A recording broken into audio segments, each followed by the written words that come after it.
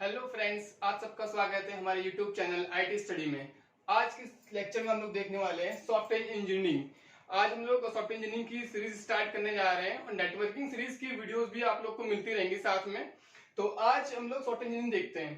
देखिए, software engineering में दो टर्म्स यूज किए जा रहे हैं। अगर इसकी डिफिनेशन की बात करें तो नेट और बुक्स वगैरह में आपको बहुत सारी डिफिनेशन मिल जाएंगी।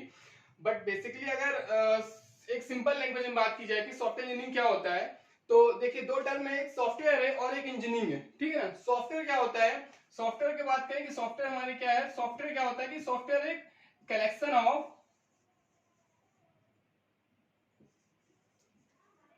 ऑफ प्रोग्राम्स होता है।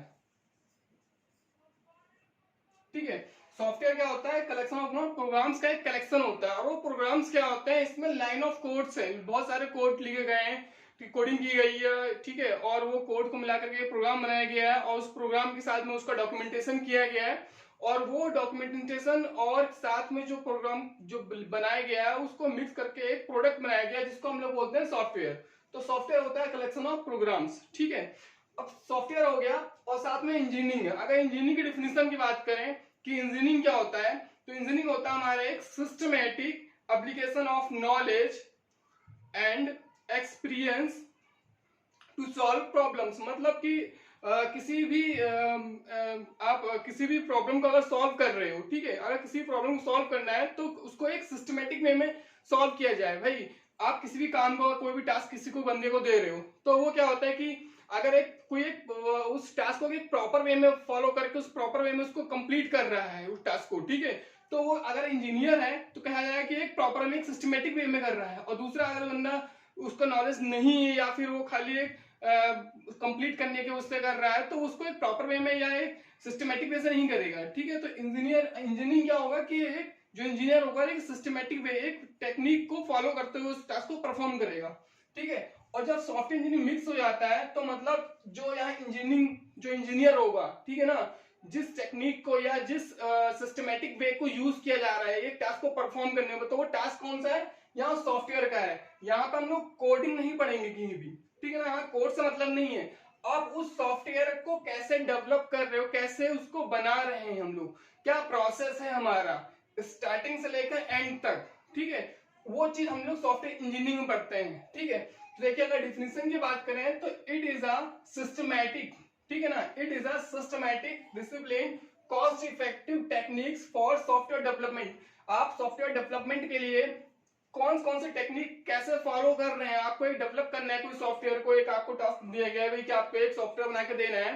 ठीक है, तो किसी यूजर ने बोला है, किसी क्लाइंट ने बोला है कि आपको सॉफ्टवेयर डेवलप करके देना है हमें, तो उसको आप स्टार्टिंग से लेकर एंड तक उसको यूजर को देने तक, ठीक है, कैसे पूरा प्रोसेस स्टेप बाय स्टेप चलेंगे आप, ठीक है, वो पूरा प्रोसेस हम लोग सॉफ्टवेयर इंजीनियरिंग में पढ़ते हैं। तो अगर सिस्टमेटिक का मतलब बात करें, सिस्टमेटिक क्या मतलब, आप इस प्रोसेस को, आपको कोई सॉफ्टवेयर बनाना है तो उसको एक सिस्टमेटिक वे में करेंगे और आप डिसिप्लिन में रहेंगे। मतलब ऐसा नहीं है कि आपने 2 दिन काम किया उसके बाद छोड़ दिया, ड्रॉप कर दिया, ठीक है ना, मतलब एक प्रॉपर वे रहेगा और आप डिसिप्लिन में, आपकी टीम है, ऐसा नहीं है कि वो छोड़ दे रहा है बीच में, कोई छुट्टी पे चले जा रहे हैं, ठीक है, उसके आप 10 दिन ड्रॉप कर दिए काम पे, उसके बाद आ रहे हैं, तो ऐसा नहीं रहेगा। आप प्रॉपर वे में काम करेंगे, ठीक है, और जो आपने जो टास्क बनाए हैं, जो भी आपने एक आफ्टर आपको सॉफ्टवेयर को डेवलप करना है, तो उसमें जो भी स्टार्टिंग से प्लानिंग है आपको, ठीक है ना, कोडिंग करनी है, टेस्टिंग करनी है, जो भी प्रोसेस है, उसके जो जो फेसेस हैं, उसको 1 by 1 उसी प्रॉपर वे में ही फॉलो करना होगा। ऐसा नहीं कि आप पहले डिजाइनिंग करे जा रहे हैं, ठीक है ना, आपने प्लानिंग ही नहीं की, उसमें कितने फेसेस बनने हैं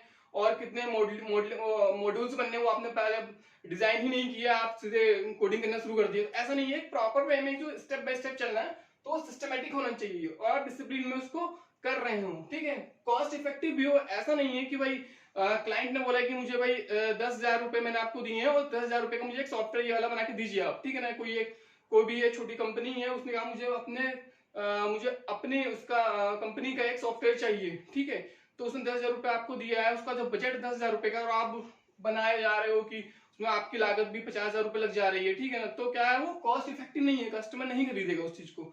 तो जो कस्टमर की रिक्वायरमेंट है उसके अकॉर्डिंग क्या कहते हैं, आप सॉफ्टवेयर का बना के डेवलप कर रहे हो विथ इन अ टाइम। मतलब उसने अगर टाइम भी दिया है कि मुझे भाई 1 मंथ हमने आपको दिया, और आप 1 मंथ के अंदर आपको कंप्लीट करके सॉफ्टवेयर मुझे देना है, ठीक है, तो उस 1 मंथ के अंदर ही आपको उस कॉस्ट बजट में ही देना होगा सॉफ्टवेयर को। तो यही चीज हमारा सॉफ्टवेयर इंजीनियरिंग, ठीक है। तो कॉस्ट इफेक्टिव भी होना चाहिए, टाइम भी होना चाहिए उसमें, जिस टाइम पीरियड के अंदर आपको उसको प्रोवाइड करना है सॉफ्टवेयर को।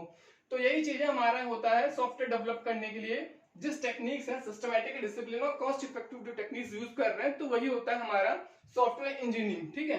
तो अब इसमें जो लेयर्ड टेक्नोलॉजी की बात करें कि जो सॉफ्टवेयर इंजीनियरिंग है हमारा एक लेयर को फॉलो करता है, एक लेयर टेक्नोलॉजी को फॉलो करता है, ठीक है ना। जो लेयर्स कौन कौन सी होती हैं, सबसे पहला है हमारा क्वालिटी फोकस। जो बेसिक इसका जो सबसे इंपॉर्टेंट कहा जाए कि कहते हैं आप जब भी कोई सॉफ्टवेयर को बनाते हो या कोई भी आपको टास्क दिया गया है, ठीक है, तो जब डेवलप किया जा रहा है सॉफ्टवेयर वहां पे, तो उसका जो मेन फोकस होगा वो क्या होगा कि क्वालिटी मिलनी चाहिए। भाई रिक्वायरमेंट जो आपकी जो क्लाइंट की है या बोले जो यूजर है जिसने जो परचेस कर रहा है आपसे सॉफ्टवेयर, तो उसने जो रिक्वायरमेंट दी है, मान लीजिए कोई एक क्लाइंट है आपका, उसने कहा कि मुझे भाई लॉगिन पेज चाहिए, ठीक है ना, एक लॉगिन पेज हो, कोई एक सॉफ्टवेयर लगे जिसमें एक लॉगिन पेज हो, उसके बाद में उसमें अपने क्लाइंट की मतलब अपने जो भी उसके कंपनी में जो एम्प्लॉय हैं उनका मैं लॉगिन कर सकूं, ठीक है, डिटेल सारा, और उसमें डेटा फिल कर सकूं, ठीक है। उसके बाद जब भी मुझे जानना हो तो मैं उसको उस डेटा को एक्सेस कर सकूं, ठीक है ना। तो अलग अलग चीजें हर बंदे की अलग अलग मैं चेक कर सकूं, तो ये सब चीजें मुझे अपने उसकी रिक्वायरमेंट है, तो उसकी जो रिक्वायरमेंट है उसको हम फुलफिल कर रहे हो यहाँ पे, ठीक है ना। तो मेन क्वालिटी होनी चाहिए। ऐसा नहीं है कि भाई हम जो बना के दे रहे हैं पता चला कि गए थे वो 1 महीने वर्क हुआ उसके बाद से उसमें कोई एरर आने लगी या वो क्रैश कर जाए आपका, ठीक है ना, ऐसा नहीं होना चाहिए, ठीक। तो मतलब क्वालिटी पर मेन फोकस होना चाहिए। क्वालिटी की बात करें, देखिए करेक्टनेस है क्वालिटी का मतलब, क्यों करेक्टनेस होना चाहिए, उसमें कोई एरर नहीं है, आपने बना के दिया, पता चल रहा है कि अभी वो वर्किंग पे हुआ, वो वर्क कर रहा है, उसके बाद कुछ इंप्लॉय का डेटा उसने फिल कर दिया, उसके बाद अचानक से क्रैश कर जाए या डेटा ही एक्सेस नहीं कर पा रहा है, ठीक है ना। तो ये सब चीजें नहीं होनी चाहिए, करेक्टनेस होना चाहिए हमारा सॉफ्टवेयर जो हमने दिया बना के। मेंटेनेबिलिटी, वो ऐसा आपने सॉफ्टवेयर बना के दे दिया उसके बाद आपकी रिस्पॉन्सिबिलिटी खत्म हो गई, ऐसा नहीं होना चाहिए, उसको आप मेंटेन कर सको, आगे कुछ अपडेट करना है भाई। जब भी हम लोग देखते हैं ना कि हमने एंड्रॉइड में व्हाट्सएप वगैरह यूज कर रहे हैं, तो उसमें बीच बीच में उसमें टाइम टू टाइम अपडेशन आते रहते हैं, क्यों, क्योंकि जो व्हाट्सएप कंपनी है वो क्या है, उसकी मेंटेनेबिलिटी को संभाल कर रखी है, उसको सपोर्ट कर रही है, उसको मेंटेन कर रही है। भाई ड्रॉबैक्स जो भी निकल के आ रहे हैं, ठीक है ना, जो बग्स वगैरह आते हैं उसको सॉल्व करती है और उसको अपडेट देती रहती है, क्यों, क्योंकि उसको मेंटेन करके रखा है, ठीक है। तो मेंटेनेबिलिटी भी होनी चाहिए आपके सॉफ्टवेयर में, ऐसा नहीं हो बाद में फिर वो आउट ऑफ टाइम हो जाए, उसके बाद फिर वो उसमें अपडेट ही कोई नहीं हो पा रहा है। अगर कोई यूजर है जो क्लाइंट है आपका, उसको अगर कुछ नया फीचर ऐड करवाना है या कुछ भी ऐसा कुछ करवाना है, तो आप मेंटेन ही नहीं कर पा रहे हो, आपको पूरा ही नया सॉफ्टवेयर बनाना पड़ रहा है, ऐसा नहीं होना चाहिए, ठीक है ना। तो मेंटेनेबिलिटी होनी चाहिए, यूजबिलिटी भी होनी चाहिए। यूजबिलिटी का मतलब क्या है कि भाई जो यूजर है उसको जैसा चाहिए, जो उसकी रिक्वायरमेंट है, ठीक है ना, उसके इंटरफेस जैसा उसको चाहिए, वो उसके यूजर के अकॉर्डिंग इंटरफेस होना चाहिए, ठीक है। यूजर उसको इजिली हैंडल कर सके, ठीक है। ऐसा नहीं है कि भाई वो हैंडल नहीं कर पा रहा है, उसको बार बार कोई प्रॉब्लम आ रही है अगर, तो उठा के इंजीनियर को फोन कर रहा है कि भाई आइए इसमें ये चीज दिक्कत आ रही है, ठीक है। तो वो यूजबिलिटी होनी चाहिए, यूजर इजिली किसी भी अगर उसमें कहीं प्रॉब्लम है कि कुछ रुक रहा है तो वो उसको इजिली हैंडल कर सके, खुद ही सॉल्व कर सके, ठीक है। तो यूजबिलिटी, तो मेन जो है आपका जो क्वालिटी फोकस पर ध्यान दिया गया, आपका सॉफ्टवेयर डेवलपमेंट हो रहा है तो इसमें हमारा क्वालिटी फोकस पर मेन फोकस किया जाता है, ठीक है। ये फर्स्ट लेयर हो गई। सेकेंड लेयर क्या है, प्रोसेस। देखिए जो प्रोसेस में क्या होता है कि आपको जब भी कोई सॉफ्टवेयर डेवलप करना है तो आपका प्रोसेस क्या होना चाहिए, क्या क्या टास्क आपको होने परफॉर्म करने, ठीक है ना, क्या क्या एक्टिविटीज होनी है इसमें देखिए क्या होता है, व्हाट टू डू, आपको क्या क्या करना है, क्या जो व्हाट होता है ये व्हाट टर्म इसमें यूज किया जाएगा, आपको क्या परफॉर्म करना है, क्या टास्क होने हैं इसमें, क्या क्या मॉड्यूल्स होने हैं। मतलब जो हमारे जो क्वेश्चन मार्क लगता है ना, क्या जब भी आप सॉफ्टवेयर डेवलप करोगे या कोई भी स्टार्टिंग में आपको कोई दिया गया कि आपको सॉफ्टवेयर डेवलप करके देना है, तो उसमें स्टार्टिंग फेज से आपको क्या क्या प्रॉब्लम फेस करनी रहेंगी, क्या क्या मॉड्यूल चाहिए रहेगा, क्या टूल्स चाहिए रहेगा, हर चीज के लिए हम लोग का उस ये प्रोसेस टर्म यूज किया जाएगा, ठीक है ना। Deal with activities actions and task, ठीक है ना। तो यहाँ पे इसके साथ प्रोसेस होगा, ठीक, इसको हम लोग बोलेंगे प्रोसेस लेयर। अब उसके बाद प्रोसेस के बाद क्या होगा, मेथड्स में आएंगे। मेथड्स में क्या हो रहा है कि यहाँ पे जो भी हम लोग ने यहाँ पर पहले उसमें देखा कि हमें क्या क्या जरूरत है, किस चीज क्या क्या टास्क होंगे, क्या क्या मॉड्यूल्स होंगे, और उसके बाद जब मेथड्स में आएंगे तो उस क्या को हमको हाउ में कन्वर्ट करना है, उसको कैसे आप इंप्लीमेंट किया जाए, ठीक है ना।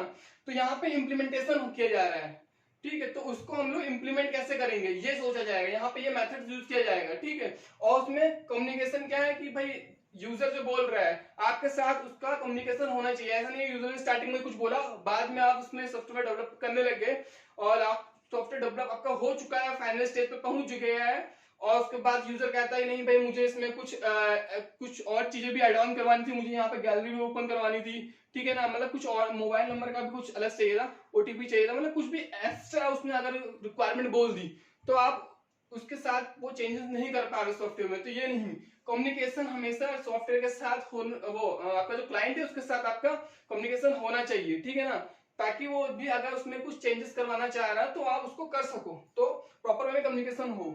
Requirement and designing modelling analysis, भाई यहाँ पे आप जो रिक्वायरमेंट है उसके अगर आप कम्युनिकेशन कर रहे हो तो आप जो भी रिक्वायरमेंट होगी क्लाइंट की उसके अकॉर्डिंग आप डिजाइन करोगे और उस पर एनालिसिस करोगे, उस पर वर्क करोगे। ठीक है ना, तो वो हमारा आएगा मेथड्स के अंदर।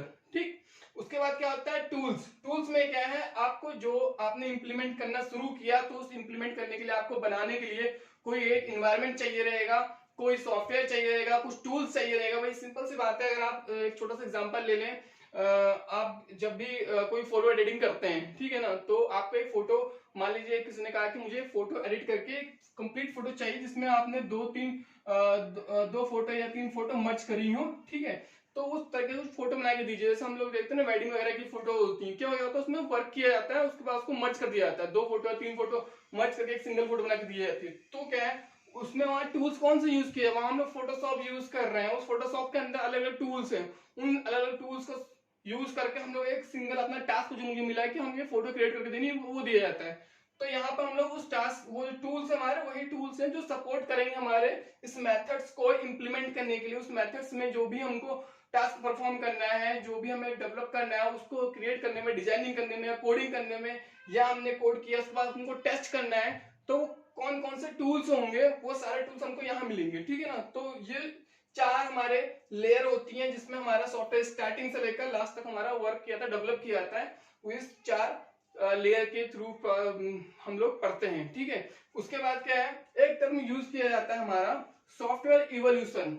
ये क्या होता है सॉफ्टवेयर इवोल्यूशन, देखिए अगर डिफिनेशन की बात करें, the process of developing a software product using software engineering principles. ठीक है ना, process of developing a software product using software engineering principles and methods is referred to as a software evolution. देखिए आप उस software engineering के जो भी principal है, सॉफ्टवेयर इंजीनियरिंग प्रिंसिपल्स क्या है, हमारे सिस्टमेटिक हो, डिसिप्लिन में हो, कॉस्ट इफेक्टिव हो, ठीक है ना, जब सॉफ्टवेयर डेवलप कर रहे हैं तो उन प्रिंसिपल्स को, इन प्रिंसिपल्स को आप यूज करके उस प्रोडक्ट, किसी एक प्रोडक्ट को अगर डेवलप कर रहे हैं तो हमारा जो डेवलप कर रहे हैं, जो टाइम पीरियड लग रहा है स्टार्टिंग से लेकर, वो होता है सॉफ्टवेयर इवोल्यूशन टाइम पीरियड होता है हमारा। ठीक है ना, तो सॉफ्टवेयर इवोल्यूशन होता है, मतलब जैसे मान लीजिए कोई एक सॉफ्टवेयर आपने स्टार्टिंग किया, आपको मिला, एक क्लाइंट बोला कि मुझे एक सॉफ्टवेयर चाहिए, आपने डेवलप करना स्टार्टिंग किया, तो आपकी जो प्लानिंग फेज है जिसमें अलग अलग फेज होंगे, ठीक है, आपके जो प्लानिंग फेज से लेकर आपने उसको मेंटेनेबिलिटी तक गया, ठीक है ना, आपने उसको डिलीवर कर दिया, मेंटेनेंस तक जा रहा है, तो यहां से लेकर आपका इसमें बीच में कोडिंग भी हो रही है आपकी, ठीक है ना, कोडिंग की क्या है, डिजाइनिंग की जा रही है, टेस्टिंग की जा रही है आपकी, ठीक है ना, टेस्टिंग भी हो रही है, तो मतलब अलग अलग फेजेस हो रहे हैं। ठीक है, तो वो अलग अलग फेसेस पे आप कंप्लीट करके लास्ट में उसको अपने प्रोडक्ट को डिलीवर कर रहे हैं, उसके बाद भी आप उसको मेंटेन करके रख रहे हैं, उसमें अपडेशन दे रहे हैं, वर्किंग कर रहे हैं। तो ये जो प्रोसेस होता है, ये जो टाइम पीरियड हो रहा है ना आपका, स्टार्टिंग से प्लानिंग आपने करनी शुरू करी, फिर उसके बाद फिर आपने एनालिसिस वगैरह किया, ठीक है, रिक्वायरमेंट एनालिसिस हुई, क्या क्या रिक्वायरमेंट चाहिए, उसके बाद फिर उसमें कोडिंग करना शुरू, डिजाइनिंग करना शुरू की, फिर कोडिंग करना, फिर टेस्टिंग करी, उसके बाद फिर आपने टेस्टिंग करने के बाद जब कंप्लीट हमको मिल गया, सारा एरर फ्री आ गया, तो हमने उसको डिलीवर किया, उसके बाद भी उसको हम मेंटेनेंस करके दे रहे हैं कंप्लीट करके। तो क्या हो रहा है, जो टाइम पीरियड चल रहा है ना, ये इसी को हम लोग बोलते हैं सॉफ्टवेयर इवोल्यूशन। ठीक है ना, process of developing a software product, ठीक है ना, using a software engineering principles. Software engineering principle के अकॉर्डिंग क्या कहता है, सॉफ्टवेयर डेवलप किया जा रहा है, तो वो फेज हमारा कहलाता है सॉफ्टवेयर इवोल्यूशन। ठीक है, आई होप आप लोग को समझ में आया होगा। अगर किसी को कहीं डाउट लग रहा है तो मुझे कमेंट बॉक्स में पूछ सकता है। बाकी आज के लिए इतना ही, आगे हम लोग सॉफ्टवेयर इंजीनियरिंग में ही आगे SDLC और जो मॉडल्स यूज किए जाते हैं वो सब पढ़ेंगे। बाकी आज के लिए बस इतना ही, वीडियो को जरूर लाइक कीजिएगा, अगर चैनल पहली बार आए तो चैनल हमारा सब्सक्राइब जरूर कीजिएगा। Thank you.